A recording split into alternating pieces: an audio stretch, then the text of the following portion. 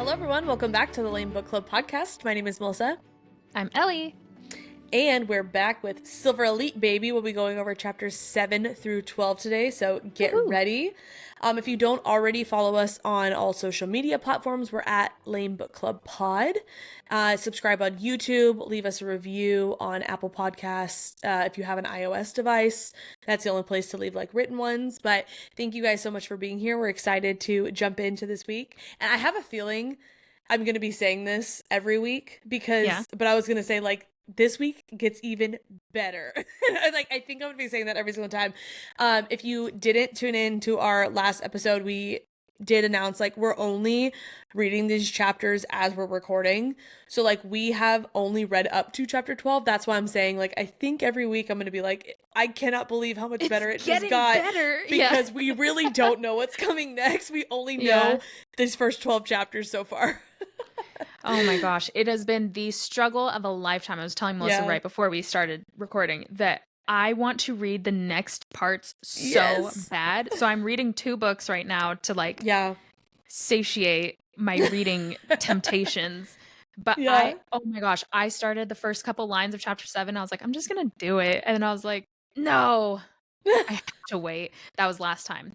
Now I've gotten to read it. It's getting better. She's not wrong. It is. Thank you. I'm glad we are in agreement of that. Yeah. All right. Friends, guess what's in? Our stickers. They're officially up live on the website. So go check them out. If you're part of our Patreon, you'll get 15% off. And if you're part of our Patreon this very week, we are starting Once Upon a Broken Heart by Stephanie Garber. It's a blast. It's, oh my gosh, we're doing 9 chapters. The first 9, insane. So juicy. I was like, Stephanie, you dog the whole time. It was so good. She really was. She said that a couple of times on the episode. I did. I really did. So we have 2 Patreon shoutouts. Welcome to Roslyn and Addison. Thanks for joining us, guys. Woohoo. And all right. Give us our spoiler warning. I will. I guess I kind of slightly already gave a little bit of it, but spoiler warning, we will be talking details and in-depth for the first 12 chapters of Silver Elite. So if you have not read that far, maybe go ahead and read before picking up this episode any further than this. But also, like I mentioned, we literally have not read past, well, maybe Ellie is a little cheater and has. No, I didn't. But I really didn't. Okay, good. We literally have not read past chapter 12, so there is no world in which we could possibly spoil anything after that. So you are safe if you don't want any spoilers beyond the 12th chapter. Can't happen. It's literally not possible. Okay, so you know how the shows that we love, well, that I love, are always like, last time on the Vampire Diaries. And you hear it in like Elena Gilbert's voice. Yep. I thought we might do that today. So last time on the L.A.M.E Book Club podcast, we leave off with Cross informing Ren that she's joining the command and training starts tomorrow. Chapter 7. Ren is fighting. Thank you. Sorry. Maybe we do that now. Maybe we start off like that. I like it. Okay.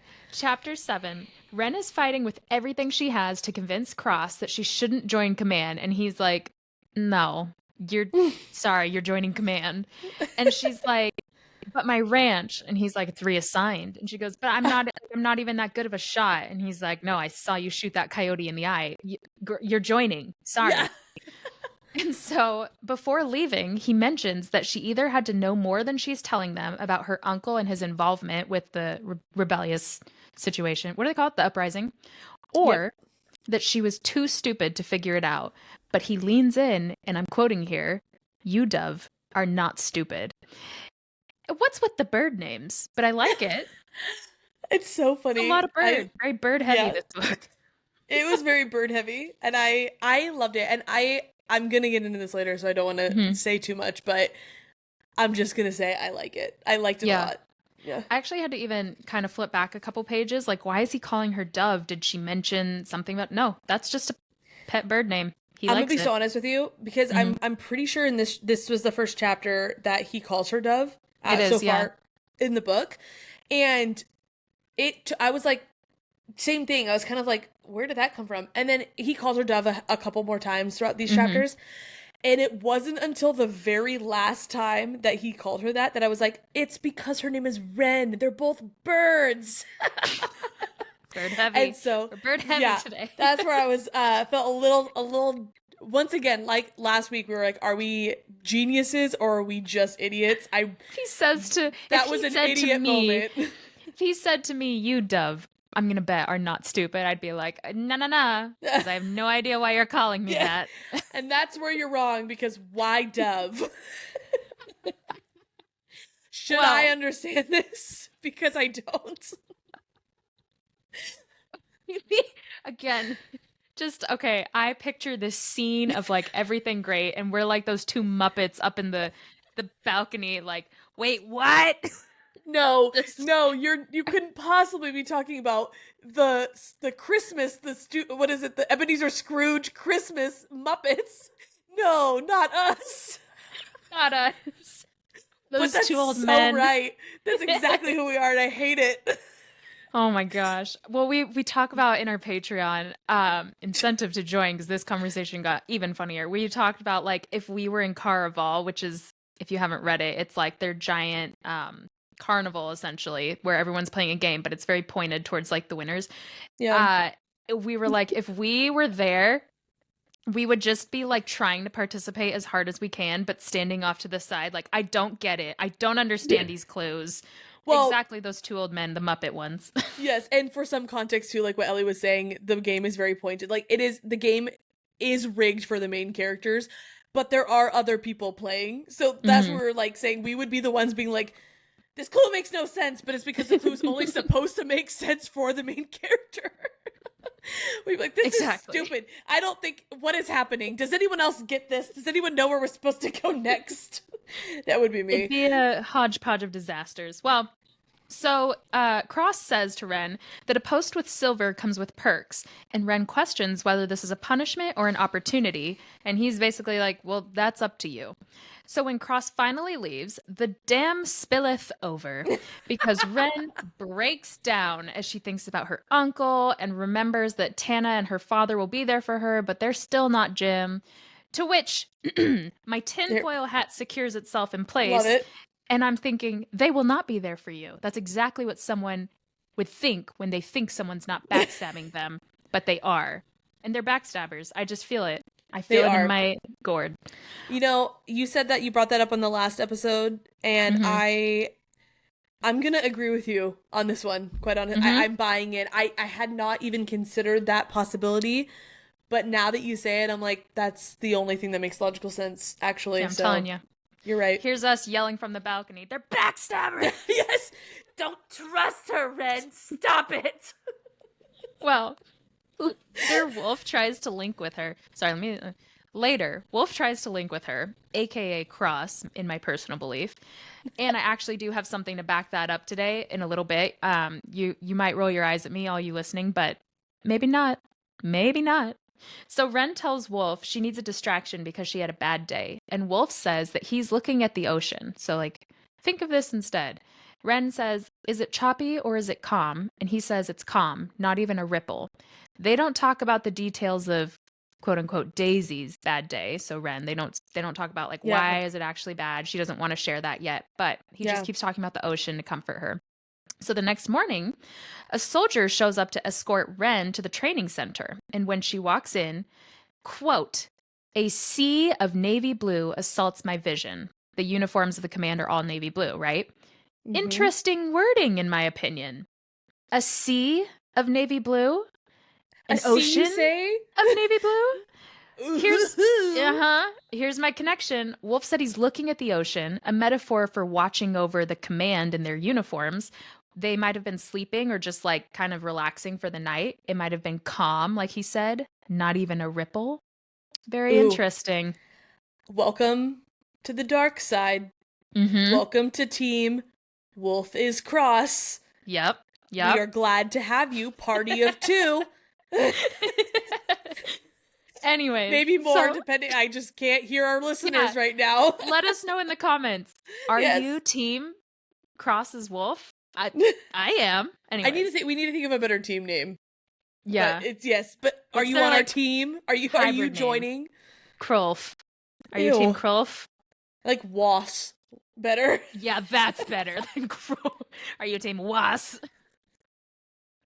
Wait, I saw something that said, "Help! I got stung by a wasp," and it's spelled Wauce, like sus.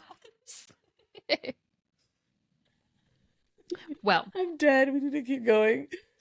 there are 4 workstations left in the orientation room, and Ren thoughtfully decides to stop massaging your cheeks. Sorry, they hurt. They still hurt from laughing about. I forgot to say. I googled the names of those Muppets because I'm like, what are they? We're Statler and Waldorf. That's we have names. So I'm still laughing, like thinking about us being dibs on Waldorf. I'll be Statler. I want to be like Blair. XOXO. Okay. We got to get through this. Sorry.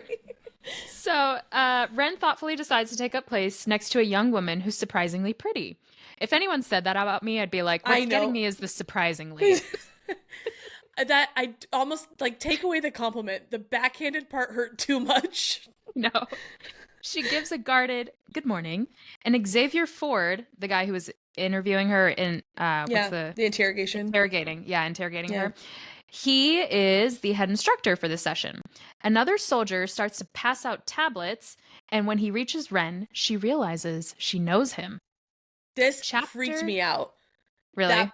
Yeah, because I was like, I feel like not every single chapter, but a lot of these chapters end on like almost like ominous kind of cliffhangers, but like not really because we're about to get the answer. But it's just like, how does she know? I freaked out that maybe he was a mod and he was gonna turn her in. That was my initial thought, and so I was like, he might be that soldier that she slept with in the beginning, the really clingy one. So I was waiting for that. Oh, that was my second thought. That was that Jordan. Yeah, that was my second thought. But my initial thought was, oh shoot, this guy's gonna like out her. Like he knows her secret. But he knows, and I know he knows. All right, chapter 8. Already a callback to an earlier chapter. Big fan of this book. It gives Sarah a little bit. So, and by that I mean good writing. Ren talks about how she remembers picking up supplies for the ranch from a feed store owned by a woman named Morley Hadley. Morley was always raving about her son Maddie and how proud she was of him, how someday he'll rule the continent, etc., the proud parent moment. So she also always slipped Ren a little piece of candy and then telepathically told her, like, oh, hey, it's our little secret. You don't have to tell Uncle Jim. It's so cute. And so Ren obviously has very fond memories of this sweet woman, but then remembers when she wasn't at the shop one day. Ren thought she was sick, but Morley never showed up again. Turns out the son she adored turned her into the command, and she was sent to a labor camp where she would spend her life slaving at a salt mine. That is so messed. I know. That's crazy. And if we remember chapter 1. I was just about to say. Yeah, that's what I was saying, that callback. Ren was talking about, like, this is the type of place where sons will turn their own mothers in for being mods. This is the exact story she's thinking of. So love that callback. Not even just that. Remember, she even got specific. She goes, because, like, there one time a mom just forgot to pull her sleeves down. We had a whole thing where, like, what is it about sleeves? Why does that matter? Not only was that a callback to, like, now we know her name. It's Morley. Yeah, it's Morley. Well, so that son was the soldier standing in front of Ren now. Yeah, what? I was going to say, I don't want to keep getting too off topic, but Morley sounds a lot like Marley, and I'm pretty sure Waldorf or Staten, one of their first names is Marley. I think. Is it really? Maybe it was Scrooge's business partner was Marley. But there's a Marley in that story too, and I just can't even get over all the similarities. It's too connected. You put on your tinfoil hat, you tighter. My tinfoil hat is not even in the same book. That's how crazy it is. The antennas are all over the place. All right, so the soldier's name, the one who is the son that turned his mom in, his name is Hadley, Officer Hadley, and he's one of the new recruit instructors. Ford goes into how important the tablets are and instructs the recruits to scan their thumbs. To Ren's dismay, all of her information is already loaded in, and I got such Ron Swanson vibes from her reaction. Do you know who I'm talking about? Have you watched enough to know? I've watched enough to know he's very anti-government, information. Yes, absolutely. So for those of you who haven't seen Parks and Rec, he's exactly that. He's like the most mountain man hermit type, just no government. No, I don't want my address on anything. Don't even have my full name. Which is so ironic because he works for the Parks and Rec department, which is the government. You know, and he talks about how much he hates it. I think that's the point. Yeah. And like there's one scene where some coworkers that are very like millennial coded, they took like a TikTok equivalent of him, and he ends up like throwing away all of his computers and phone and everything. So that's what this was. And this is also where we get the first glimpse of who the faithful are. So when Ren realizes she has virtually no privacy anymore, she thinks the faithful have the right idea. They're the people with old era beliefs and could live far from civilization. It's a harder life for them, but they're free to live in the shadows and basically as nomads, so they travel from place to place to not get caught. The downside is that they're constantly running. They have to fend off starvation, and they are always hunted by the command. Yeah. Very interesting. But they're free. They're free. Ren's next move while in orientation is to link with Tana to see if there's any update to a rescue mission for herself. And there is not. So then Ren's like, I gotta take matters into my own hands. She begins with penetrating shields and reading the minds of her peers, starting with the girl next to her. However, when she reads her mind, the girl is only thinking about how she's not good enough. And Ren was like, ew, I should not do this. She realizes it's too much of an invasion of privacy. And then she just like really softens towards the girl, like, hey, I've been there too. I get it. So we find out that girl's name is Lydia, but she goes by Liddy. Then, pop quiz. It's a quiz of how well were you paying attention? And I loved this in the book. I liked how it was formatted. If you're not audiobooking and you're reading, it literally shows up like as a Quizlet. I thought that was so cool. As a Quizlet. On the tablet. On the tablet. Sorry. You're going to love this. Ren pulls a dashed Robert Parr and does not ace the quiz even when she could. So, you know, when they're running at the end of The Incredibles and they're like, go for second. I love all the families are just looking at him like, excuse you. Exactly. She's literally arguing with herself the pros and cons of passing or failing. Because she's like, I could get 100% easily. Like, she knows all the answers. We know she knows them. But at the end of the quiz, she settles for a 60%. Those who received 0 were cut from command. Ren realizes she made the wrong call because she wants to be cut. Yeah. But she also figures out she just needs to not perform in order to get sent home. And this brings me to... is formulating. Yes. My last chapter, chapter 9. So now it's time for the break. And Ren uses that time to look over the class schedule. And side note, I personally was always the girl that like showed up to college a week early to get my classes. Like, where are my classes? Where's the lay of the land? So I don't show up looking foolish on day 1, stumbling around. No, you didn't. Yes, I did, because those of you who raw dog classes are crazy. That's me. The SpongeBob guy. Yeah. Loser. That was me. I was like, all right, raw my class. dog your classes. Absolutely. Here's the thing. I am so good with directions. It's insane. That really should have been like we were talking about superpowers on, I think it was our Patreon episode of a few weeks ago. Mm-hmm. That really, like, I don't want to say that should have been my superpower, because it is. I am the person, anytime we go to any kind of theme park or whatever, I can remember the exact spot that our car is parked in. Everyone relies on me. I am the token partner to have at any kind of theme park. I can tell you, I look at the map once and I know how to get to the ride. I remember where we park. I'm really awesome. That is one thing I will boast about. That if I am incredible at it. And I feel like that's something that just most people aren't adept with, and which is fine. I'm not saying you guys are losers, but I'm also not saying you're not. I'm kidding. Also not saying you're winners. No, I'm totally kidding. It's just this like, weird monologue thing. is sending me. What is this? All that to say, Get out of here. All that to say, I could show up to school the day before, do one quick walkthrough, and know exactly where I need to go for every single class. No, so that's psychotic work to me. No. Showing up a week before is psychotic. I run through it 3 times and then I leave and then I write my notes about where everything is because I'm not about to be fumbling and late to class, looking a fool walking in. No.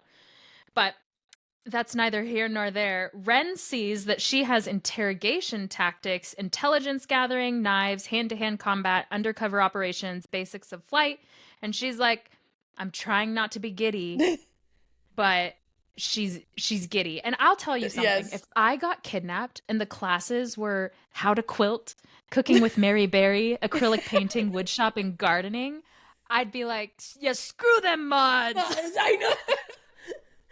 I'm never going back. They'll never take me. Oh my gosh.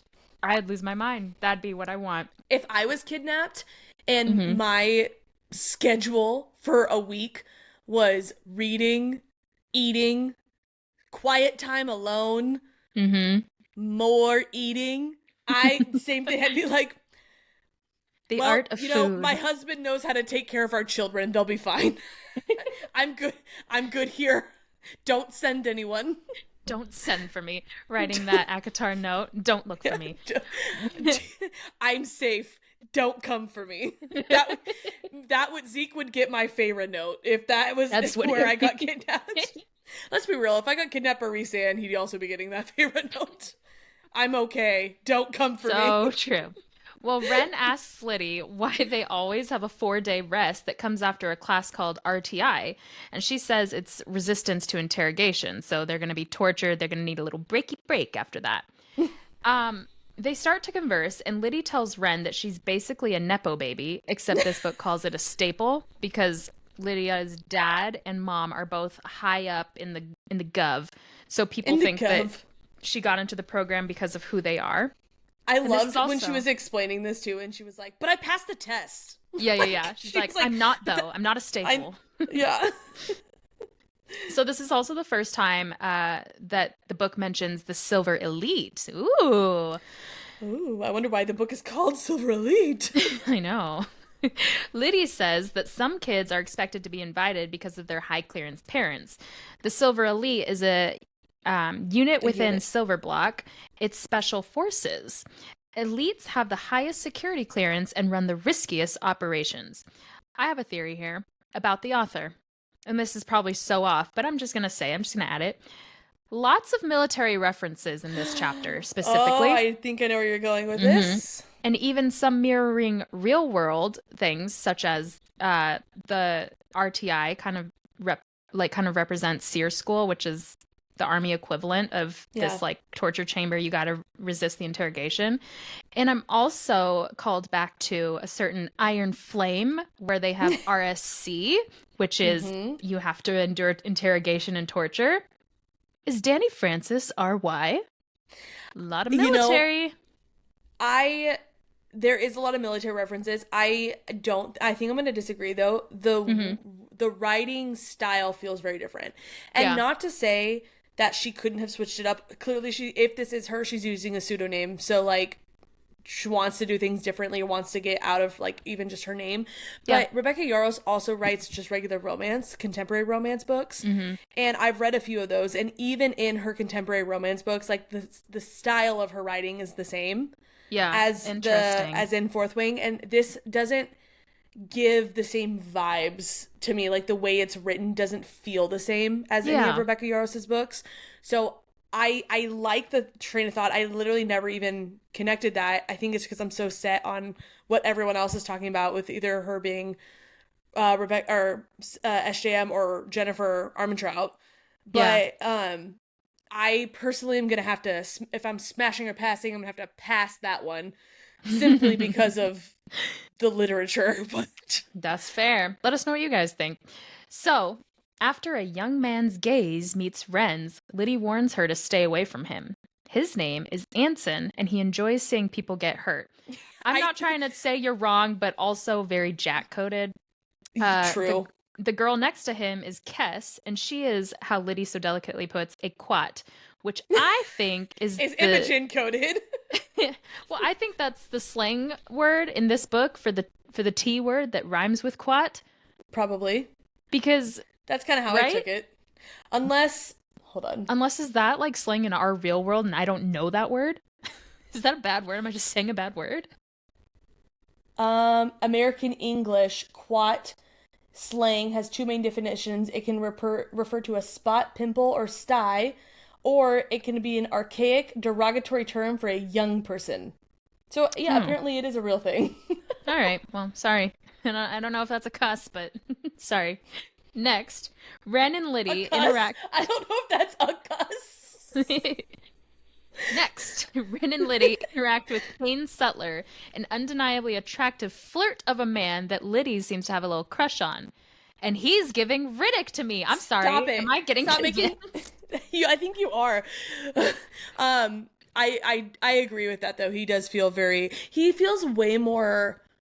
Like, Riddick wasn't nearly as flirty as Kane is. Yeah. But... he's more like boastful, flirt, like Mimi, but also in a fun way. Yeah, I was just about to say, but he does give the same, like, doesn't take anything seriously. Yeah, that's probably what it is. Like humor, comedic relief vibes that Riddick brought as well. I see potential for a good friendship there, especially after what happens next. So we move on to the barracks where Ren notices Anson keeps eyeing her. Ooh, chills. The soldier giving out instructions lets the recruits know that it's one to a bed, absolutely no exceptions. So it doesn't take long for everyone to figure out there are only 23 beds, but there are 24 recruits. A little lamb of a girl named Para was too soft to claim her own and therefore is the one left without. Ivy, another recruit, tells Para not to bother with finding someone about needing an extra bed because this is done intentionally. And Para starts to tear up. And am I just a black-hearted wench? Because I did not care for that behavior. I was like, harden your huevos. This is not that is so weak. You're amongst people who are trying to be the toughest and baddest, and you're crying?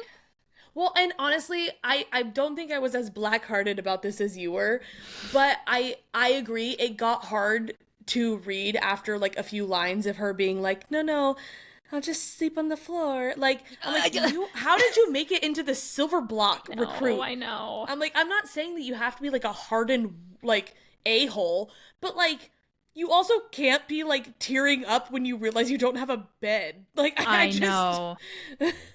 And like, if you can't handle this, it doesn't sound like you're going to be able to handle the Silver Elite missions. I know. Or not Elite, Silver Block. Silver Block. Would I tear up? Maybe. But would I disguise it as a cough or turn around? Absolutely. No, I wouldn't tear up. That's the final answer. I would not. Yeah. This is not great. I think I'd be like, wow, this sucks. You know what I would? If I were going to tear up about anything, it wouldn't be the fact that I'd have a bed. It'd be the fact that I was the one person who didn't get to the bed fast enough. I'd be mad about myself for that. If I was going to cry. Knowing myself and honestly knowing you, if everyone's staring at me because I'm the one without the bed, that is my time for the best stand-up comedy I have ever done. Absolutely. Good. I'd be like, good thing I sleep upside down. Yeah. Good thing. Anybody want to smooge on over? Hey, so I know they just said no bed sharing, but is this thing on? Is this thing on? Boo! This guy stinks. Saying it about yourself. Up there. Yes. Yeah. So, anyways, I just wasn't impressed with this crying. So she's teary, and Ivy's like, they're specifically doing this to identify the bleeding heart because whoever gives up their bed is going to be considered the weak link due to their compassion. So Ren is like, ooh la la, an opportunity to get sent home. She's confident they're not going to cut her, but if they do, c'est la vie, back to the ranch. So Ren walks right over to Flirty Kane's bed and crawls in after giving Para her own. See, that was what was so funny to me is like, I don't know, if I were Ren, like, don't get me wrong, I'd want to get cut too, but I would feel like I'd want to maybe disguise it a little bit more. I felt like it was so obvious, like what she was doing. Yeah. When it was like instantly. Ivy was like, they're just trying to find the bleeding heart. They want to know who's weak and compassionate. Ren didn't even skip a beat. She's like, Para, do you want my bed? Like, I would have been like, True. Are you trying to get sent home? Like, that seems so obvious to me. And so that, if I were her, I think I would have maybe disguised a little more, but it doesn't seem like anyone else caught on to it, so. No, everyone was just like, what are you doing? You're going to get cut. And she's like, they're not going to cut me. Which to that, I'd be even more suspicious. Like, okay, so are you like banging Cross? Or like, why do you think you're not going to get cut? I know that's harsh, but that's right. I would be like, why are you so important? Or do you hold some special skill that none of us know about? And you'd be a target to me. Honestly. Yeah. I'd think you were a target. Yeah, fair. All right, chapter 10. It's a bird. It's a plane. No, wait. It's a male body curled around Ren. She wakes up cocooned against Kane, momentarily forgetting that she shared his bed the night prior. But before she could come to her senses, Hadley barges into the room and barks orders at the two of them to get up. He singles Ren out and commands her to follow him. And he gives her 3 minutes exactly to get ready. And then they're off through the steel door after steel door until they end up in Cross's office. This would make me mad if I was Ren, because why isn't Kane getting yelled at? I know. Like, he also shared a bed. Well, honestly, though, I think it didn't really strike me as odd because, yeah, they both shared a bed, but like Ivy said the night before, they're looking for the bleeding heart, and she's the one who gave up her bed in the first place, and they gotta know that. Well. That they might have had cameras and saw who gave up their bed for Para. There's no... her stool sample was categorized in her source. They absolutely are watching everything they do. The two of them have a sinfully flirty conversation, going back and forth about there not being any windows in the barracks, Ren not liking rules, and him telling her that she is not being cut from the program, no matter the fact that she broke a bunch of rules on day one. He also starts calling her Dove, and so I forgot that he had started calling her Dove earlier. I put it here, I'm like, did I miss this before? Yes, I did miss it. It was earlier, and I remember now, but I didn't remember when I was putting this together. But as I mentioned earlier, we'd come back to this. Here we are. I'm obsessed, you guys. I'm not sure why, but I think this is one of my favorite nicknames that any MMC has given to an FMC. Like, that's cute. Yeah. I didn't love Violence that Xaden called Violet. I didn't Vicious Little Thing that Kai called Payton. Cute. Yeah. But I don't know, like, all these nicknames, this one, I think it's just because it's so subtle. Like, it's like... It's subtle, but it's also cute. Not like...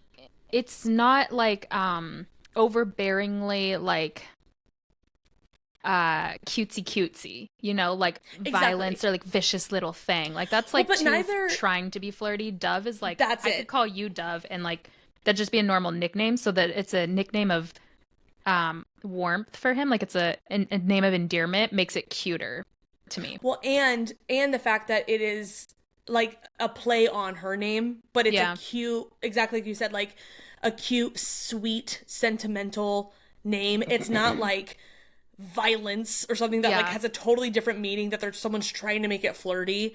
It is this flirt is subtle, and that's what makes it even better. Yep, but I do like it. Yeah.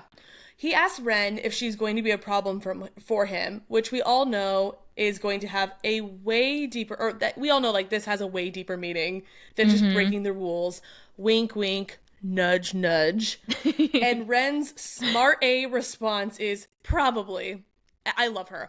I love her witty, like, sarcastic, snarky comments throughout this entire book. It's the best. Before Cross walks Ren back to the rest of the group for an impromptu introduction, because he said he would have done it yesterday, but was, quote, called off base last minute, to which Ren points back to their interaction in her ward by saying, quote, doing dirty things at village inns, and he responds by saying, quote, something like that. But I am telling you right now, ladies and gentlemen, that what he was doing was nothing like that. Gut feeling, this will come up later again, and she's gonna be like, oh, that's what he was doing. I just know it. I also know that the reason he was in her ward for Liberty Day had nothing to do with why the other soldiers were there.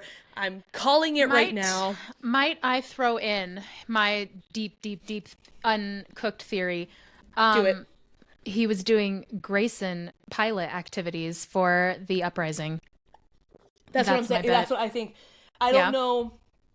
I love that you are still so committed to Grayson being a huge part of this.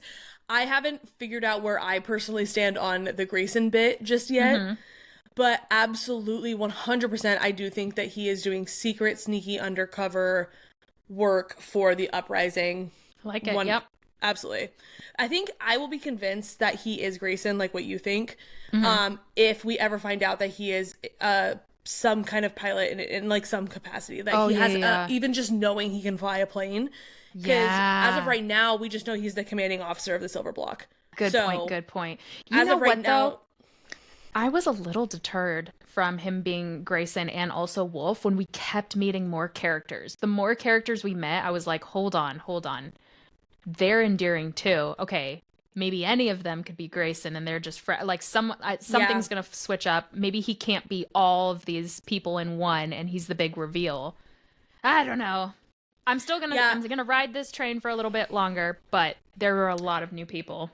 There are a lot of new people. I'm still like he's Wolf, absolutely to me. Like there's no convincing me otherwise. At least for sure not yet.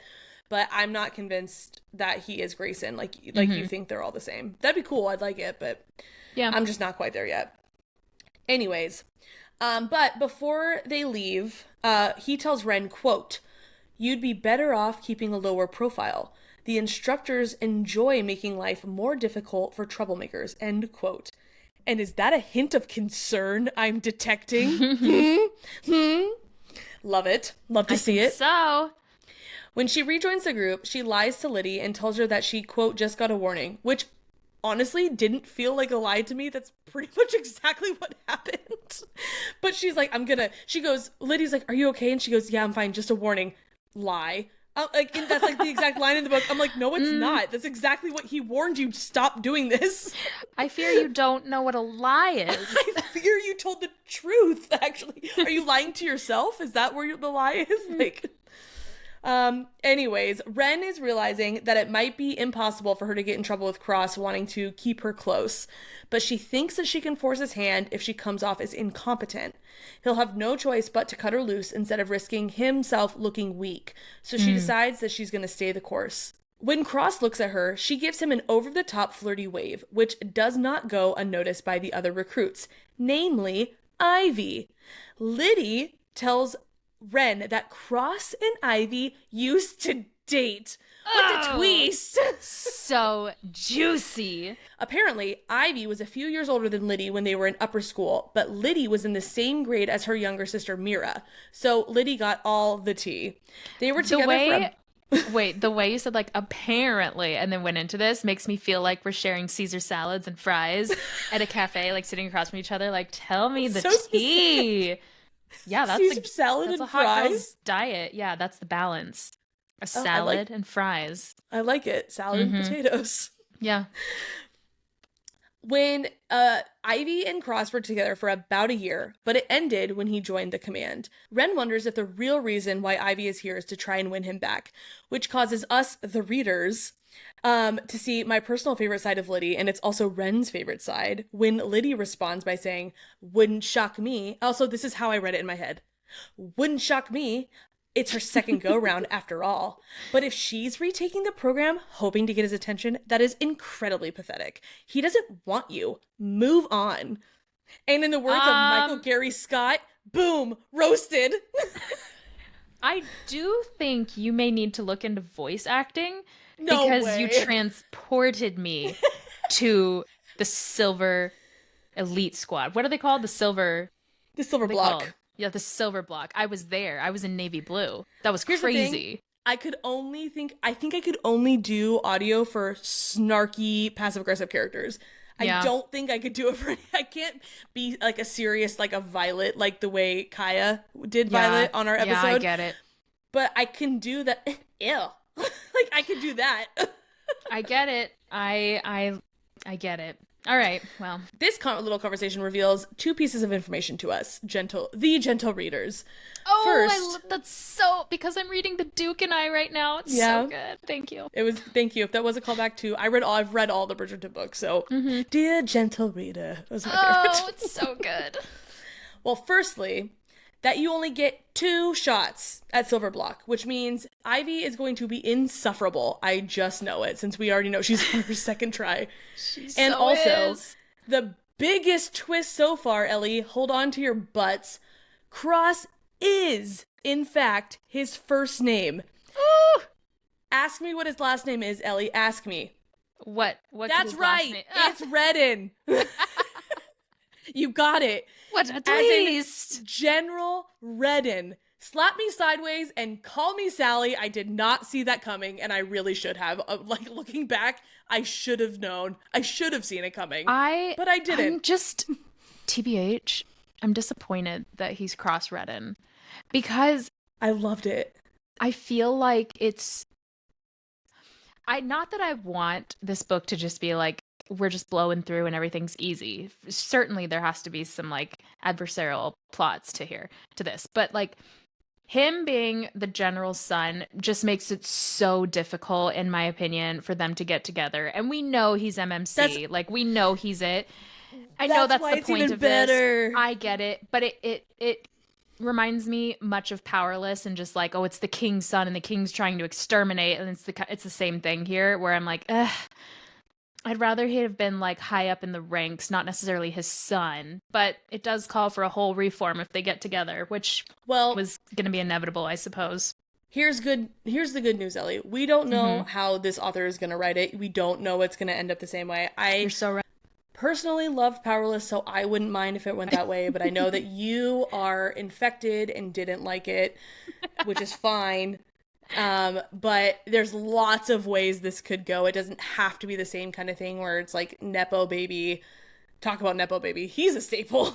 He's a staple, which actually we will talk about that in the beginning of this next chapter, but it doesn't have to be the same format just because it's a similar background type of situation. I, for one, loved this.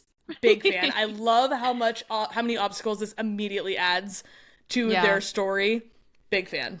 So, Chapter 11, Ren lies to herself and says that learning his full name... Oh, wait, hold on. Before we even get into this, I just need to call back to our last episode. We had a full-on conversation where we learned his name is Cross, and I literally on the internet said, that must be his last name. Cross, first name? No way.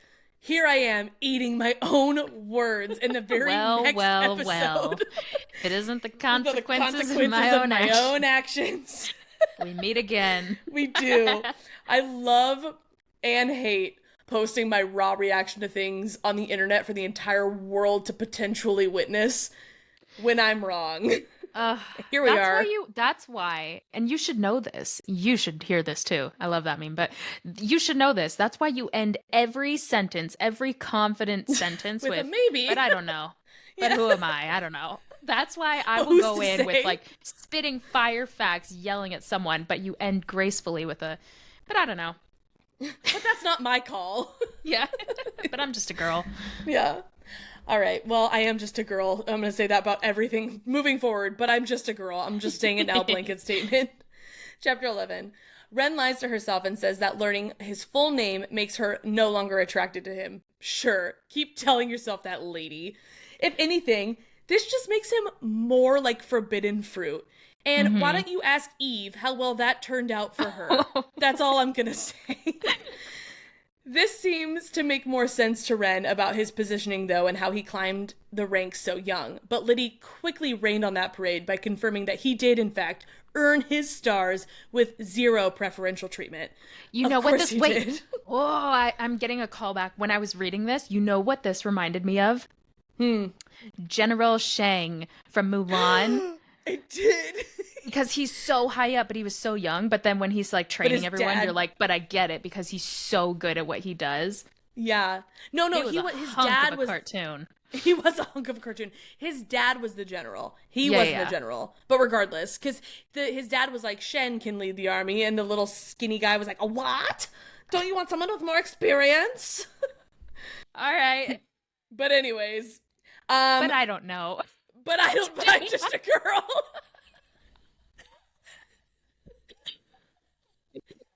Now I need to massage my cheeks. Well, his older brother Travis is even a colonel in intelligence. Mark my words, Travis is going to play a big role in this too, and I am saying in my mind he's going to be an adversary. Yeah. That's what problems. I thought he was big bad. I think he was going to be the second most big bad.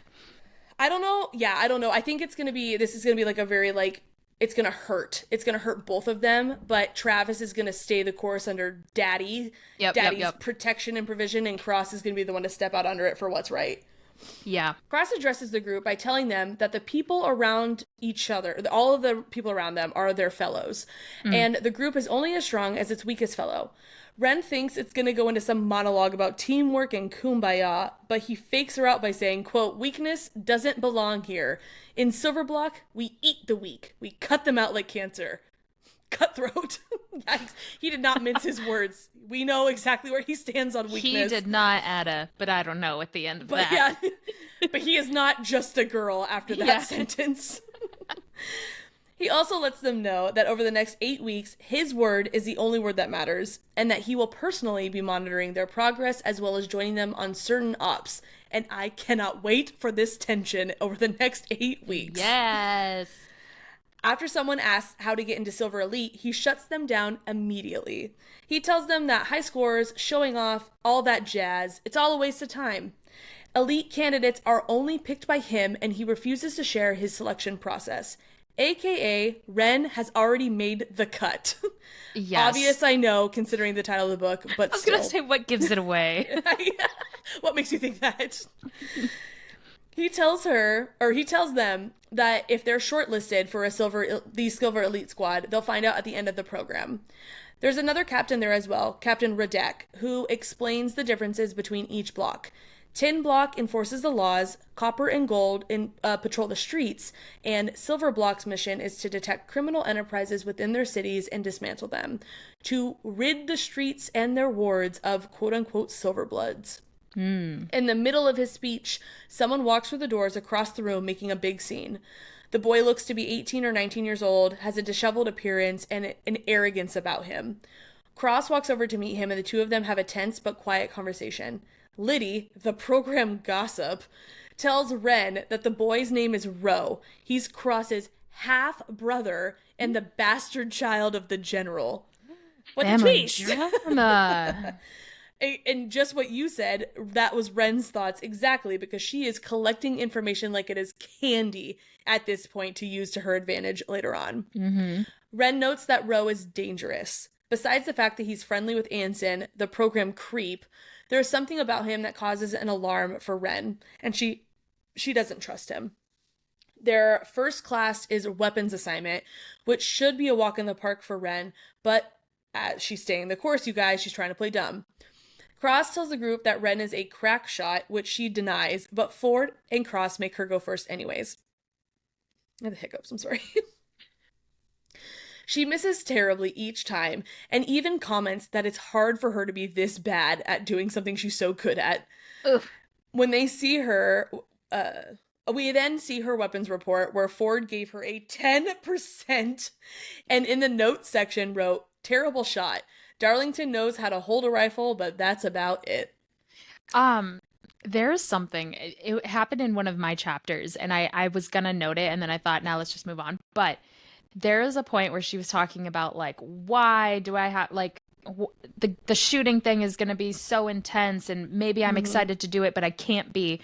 And then she stops and she goes, "Why did I have to be so good at shooting?" Yes. And I'm like, okay, little Miss Thing.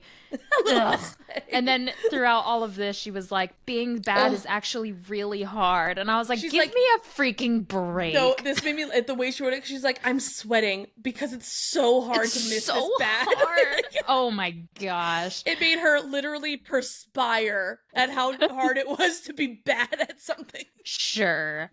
I'm telling you right now, I don't think we'd be friends. I'd be like, okay. It's actually funny you say that, because I, after this chapter, don't think I've ever related, not the being so good at something, but how she talks about things in this next chapter, I don't think I've ever related more to an FMC in any book that I've ever read. Oh no. So here we go. This is why you'll hear it. Give me a sec. Okay. Back in Black Cell's room, they bring an additional bed for Ren next to Kane's. Wait, did you mention we're chapter 12? I did, chapter 12. Oh, sorry. Black Cell's room. I don't remember if I did, actually. Okay, well, guess what? She has a new bed, and it's next to Kane's.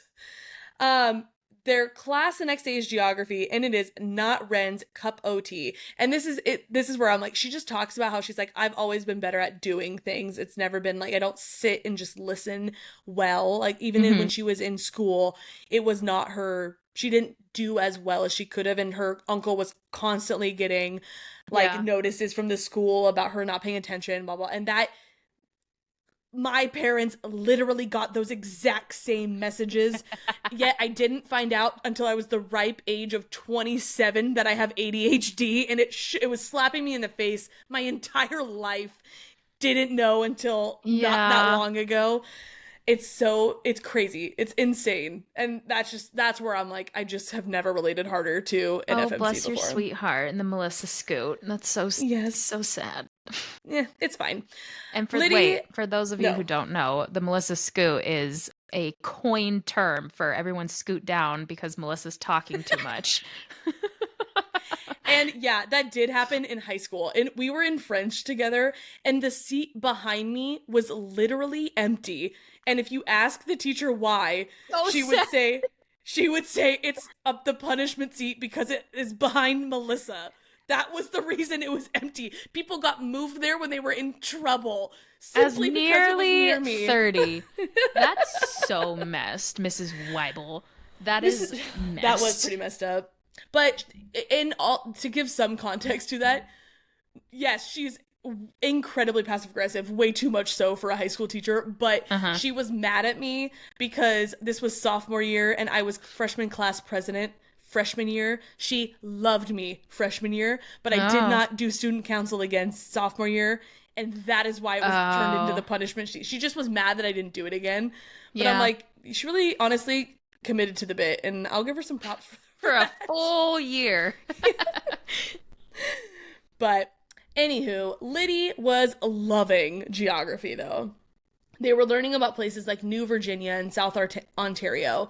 Places that cracked me up. New Virginia and South Ontario. I know. LOL. Places, well, because then I was kind of like, wait, is this supposed to... honestly, that gave me like Handmaid's Tale vibes. Like, yeah, same. What do they call it? What do they call what they lived in? Gideon, yeah. But then they were still like in America and Canada, like...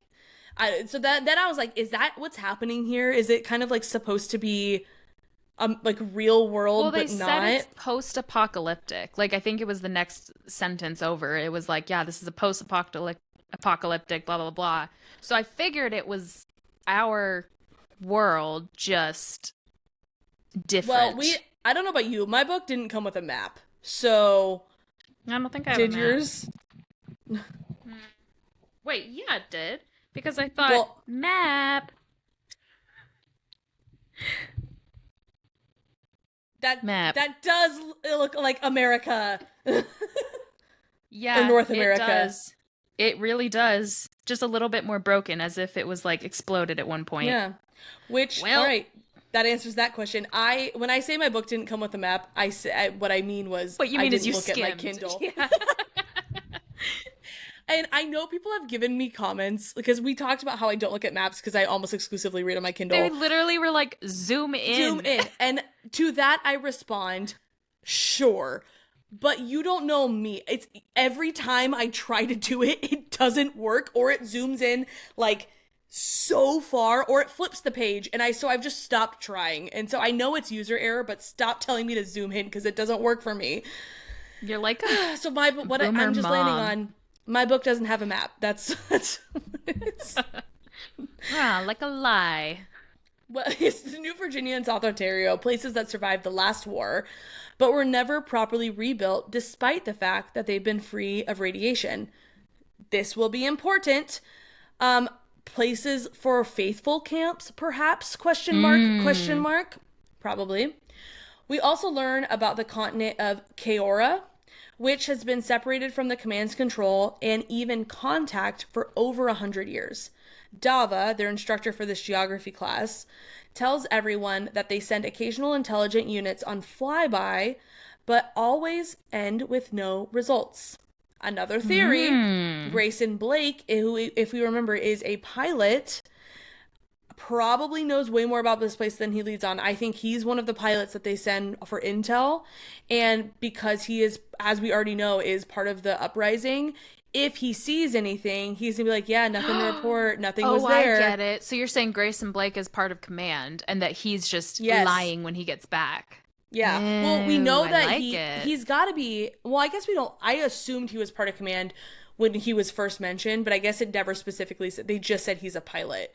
Yeah. I assumed that he was a pilot in the command, though. Well, it might have been because what I said when last week I was like, they keep saying he's an asset we're not ready to lose. Yeah, so that kind exactly. of points to the fact that he's probably an insider with command and they can't lose him because he's so valuable. Yeah, exactly. So anyways, I bet that Kaora, like the people there, the continent, like that region, they're going to be important later on in if there is a potential resistance or uprising, like whoever joins them to help. During an afternoon break, Ro decides to be super annoying and confront Ren. She notices the difference in Cross and Ro's appearance, noting that Cross looks almost nothing like the general, which is why she probably finds him attractive, whereas Ro inherited many of the general's features. She also noted that an instructor earlier that morning had called him Dunbar, meaning that he might have the general's protection, which is what causes his arrogance, and he seems to constantly have, but he still isn't publicly claimed by him. Very interesting. Very interesting. I don't know. I think I just, other than the fact that that's like a slap in the face, very interesting. Ro tells Ren that while Anson thinks that she's the sexiest woman in the group, Ro disagrees. Okay. I know. I think that's curtains for me. I'm leaving. All right. Her sarcasm causes Ro to understand why Anson is interested, but then he doubles down by saying he isn't flirting with her and doesn't want to sleep with her, which is only ever said by boys who are in fact trying to flirt and do actually want to sleep with the girl that they're trying to insult. That's fair. In every movie ever, that is what's happening. That's true. I've seen the movies with my own eyes. After lunch, they go to shielding's class, which makes Ren very nervous. All primes are taught basic shielding in lower school, but she takes this as an opportunity to try and learn how their shields are put up to hopefully better understand how to break them down. Ren links with Tana and begs her to try to find someone in the network willing to try and get her out of the program, but neither of them are optimistic about her odds. Tyler Struck, the woman from the first interrogation that she went through, is instructing this class and goes over a list of their quote-unquote enemies. Telepaths, Ren. Projectors, also Ren. Mind readers, we're 3 for 3 here. Healers, Ren wishes. Yeah. Empaths, certainly couldn't be Ren.